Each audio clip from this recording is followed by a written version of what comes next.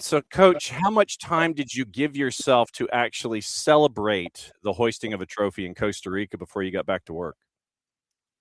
I think it's usually maybe about 24 hours to fly home, maybe the next day. Turnaround is usually pretty quick. And when you look back at the experience down there where U17s, you win and you're heading to the World Cup later on this year, when you look back just from like 30,000 feet and a couple of weeks detached, what sticks out in your mind from the performance that the team gave down there? Yeah, I mean, so we had a couple of camps in the build up. We had international camps in January and February. So it was kind of nice then going into CONCACAF and the March, having kind of built off of two camps previously with four international games. So it felt like going into Costa Rica, we were just in a good place in terms of players' individual development, the plan, where we were.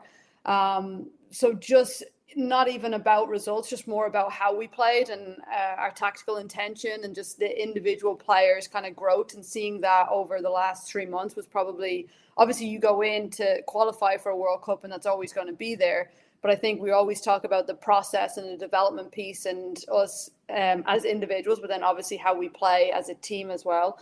I think when we kind of look back and just that overview of the tournament, I think we played some really good soccer, which was nice. And that was probably one of our key takeaways, just some individual development of the players, and then the collective of how we played as well was something that we were really happy about. How difficult is it to coach in fits and starts? Because they're not with you 24/7, 365. They go off to school or professional ranks and then they come back and then they go and then they come back. How difficult is that for someone who doesn't quite understand the ins and outs and thinks that it's a fairly consistent thing? How hard is that?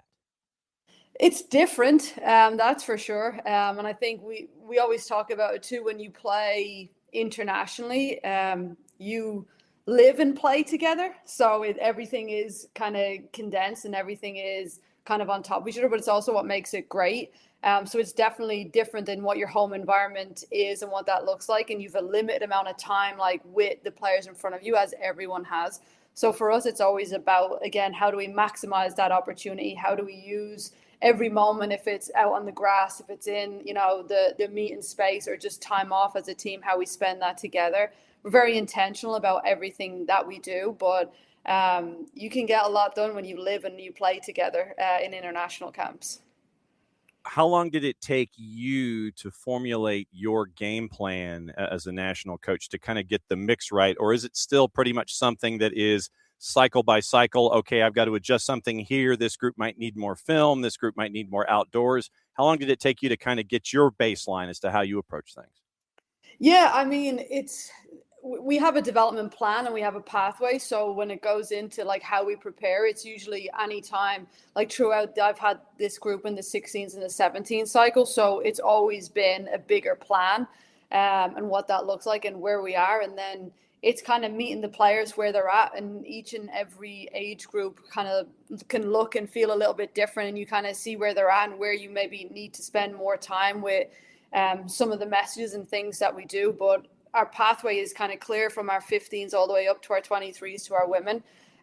So there's always, in terms of how we go in, we don't necessarily plan game to game or camp to camp. There's kind of an overview and a cycle plan that we know we want to have players on and in that pathway. And I think the time at which you can kind of move on or what you're talking about next just kind of depends on where that group is at. And like I said, you kind of meet the players where they're at. When it comes to CONCACAF in general, and I know that for those of us who completely will watch a U.S., British Virgin Islands, U16, U17 match, doesn't matter, qualifier, friendly, what have you, at 8:30 in the morning, in some island in the Caribbean. When it comes to CONCACAF on the whole, some folks who don't watch as consistently may get wrapped up into seeing final scores that are distant. Mm-hmm. How would you describe where CONCACAF is right now at your age group, and how are you gauging like level of competition and where CONCACAF on the whole is right now? Yeah, I think like the format of our CONCACAF changed a couple of years ago where we kind of went through group stages and then we played a semi-final and a final. So you kind of saw a mix of different teams. And then in the past recent years, it's just gone to group games where you play your three group games. So it looks and feels a little bit different at times. And I know sometimes we look and there can feel like there is that disparity between teams. I think overall what we're all trying to do is grow the game, and sometimes, like I said, that can look different for different federations. So I think over the last couple of years, we've even seen like this year Puerto Rico qualified, which was awesome, and that they haven't qualified for a while. So we're seeing just the game kind of changing, and we talk a lot about how everyone talks about how the rest of the world is catching up.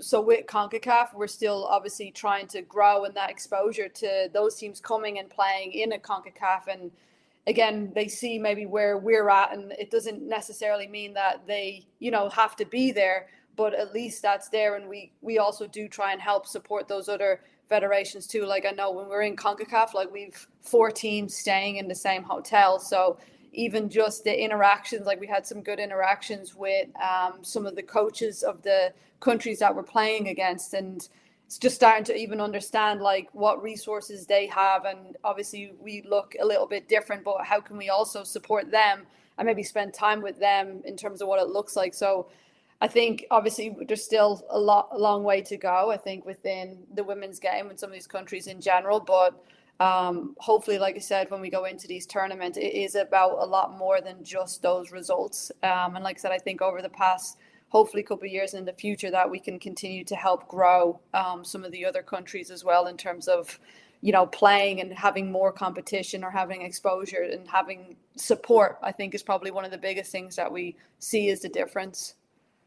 You're reading my notes, obviously, when it comes to all these questions, because that was going to be my follow-up, is if you have interactions with these other coaches in the nations where they're trying to develop and they're trying to grow. And, I imagine that the range of emotions that they're having could be from understanding to frustrating to, it's like wanting to be enthusiastic to improve. And you mentioned the conversations.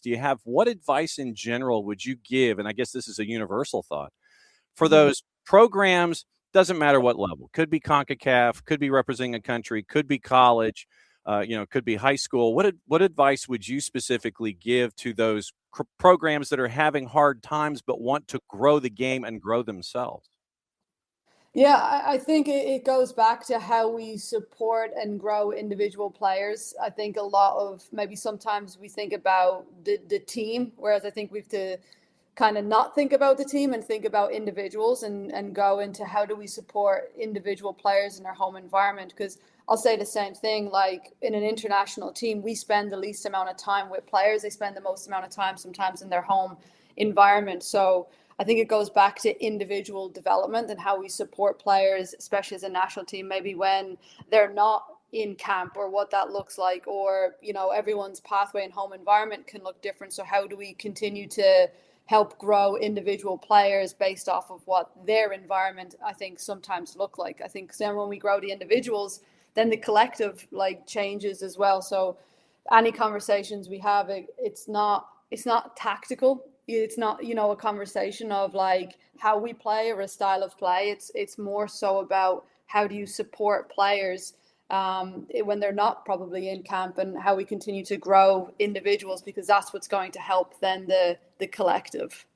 With your time collegiately, if my memory serves, Central Connecticut, Hartford, Seton Hall. Yep.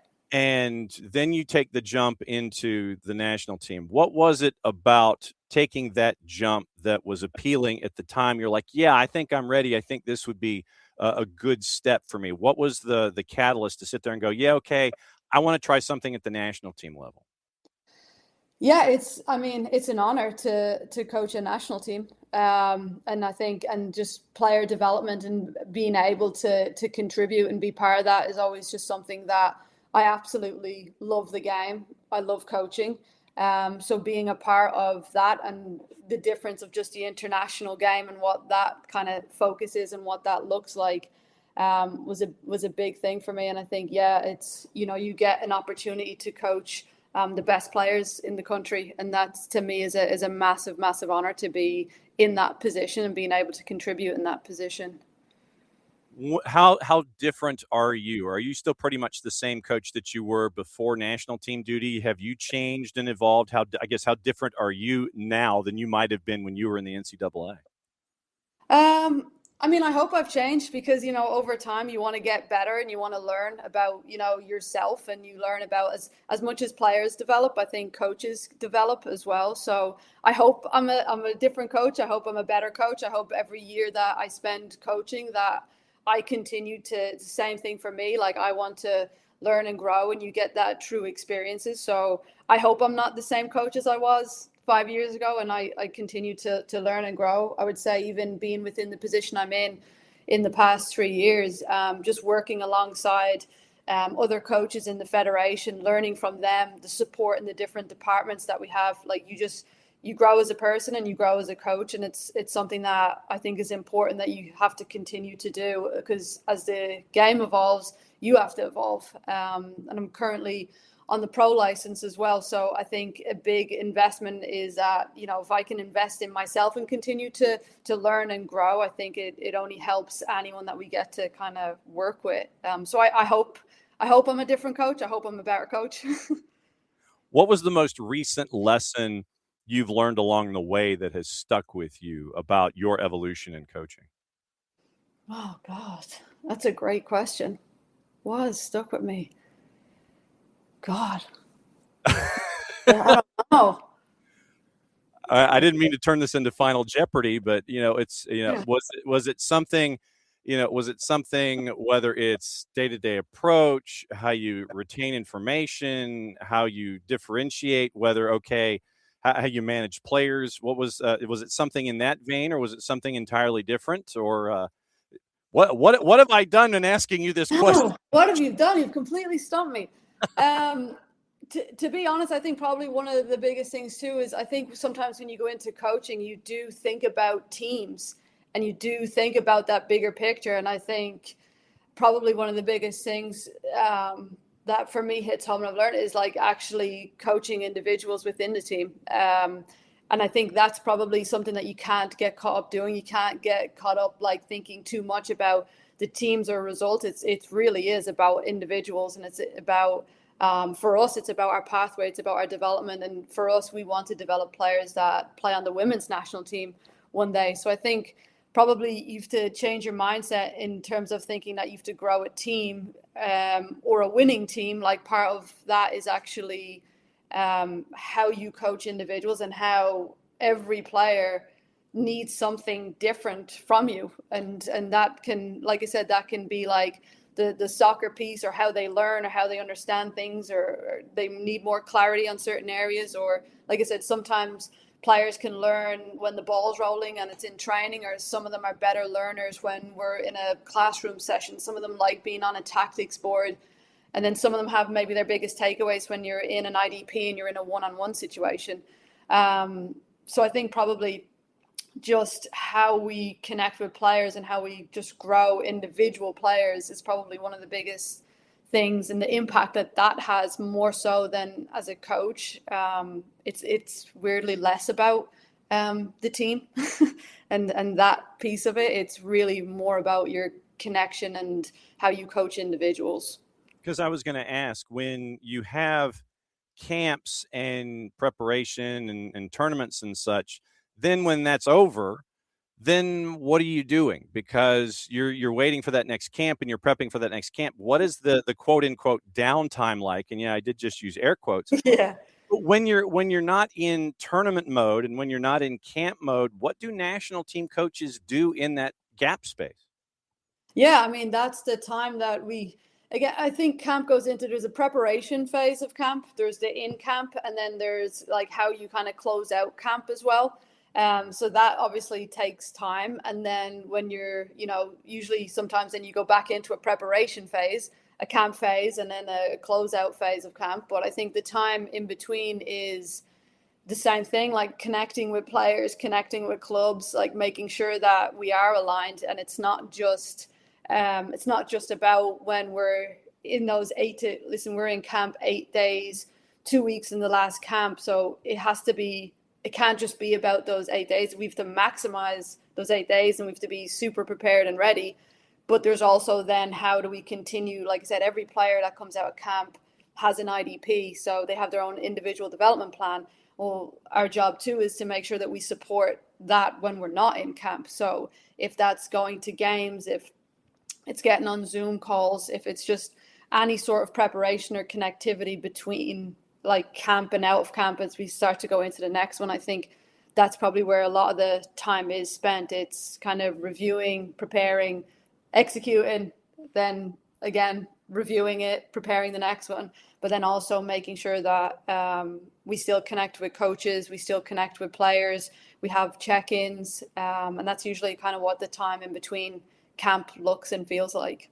So when you have questions about coaching, and it could apply to the US way, it could apply just, to your own DNA, who is on your speed dial? Do you have anybody on a speed dial that you can sit there and dial up and go, I got a question about this, and that person is going to pick up the phone and answer it for you? Yeah, I mean, it's our other YNT coaches. We're lucky enough where we've got a great group of coaches that we all share. The job is quite unique. Like I said, it's not a club coach. It's, it looks and feels a little bit different. So I think we all go through the same thing, but a different way. So I know at any point that, if it's something about the game or tactically, usually maybe one of them have seen it, or Tracy Kevins is our head of development, who's been in youth national teams for years, and I think she has every experience possible. So she's always a resource that, if you have a question, I'd say usually it's happened to her at some point. So she'll have some story and feedback for you that's helpful. But I think we've got a really good support system in terms of, like I said, the other youth national team coaches. And then we have Tracy, who's our head of youth development as well, that at any point that we can always kind of chat things through. And like I said, she has a huge amount of experience that she can pull from that helps everyone. When I mention the U.S. way, that is something that is there inside the walls as a philosophy and a foundation for work that goes forward every single day. For someone who doesn't know the U.S. way, or is a fan of soccer and is a fan of national teams, but may not necessarily understand the U.S. way, how would you best describe that? Yeah, I mean, the US way, we have our pathway from, obviously, like I said, for us, it starts at U14, like our talent ID, and then it goes our national teams go from 15s to 23s. And basically, it talks about how the player is at the center of everything that we do. And then around the player, we obviously have this support system, but there has to be, our environment is so important, the culture that we have, how a camp looks and feels. The player is always at the center of everything that we do. So our US way is built around, like I said, our environment, our tactical intention, but how a camp looks and feels to a player, knowing that the player is just at the middle of everything that we do, and every decision that we make is built around the player and their development. They're at the heart of everything, like I said, that we do. U17 Women's World Cup is in Morocco this fall. First and foremost, I hope you're getting all the miles and points that you're supposed to get from all of these trips. Yeah, you're getting all those? I mean, I wish we could just choose one airline. then it'd be great, but I'm kind of jumping around, so I have points in everywhere at the moment. Okay, I just want to make sure that you're still getting them. You're getting them. It doesn't matter what hotel or wherever, but you're still getting them all, right? I'm not. I'll actually have to check on that one. Yeah.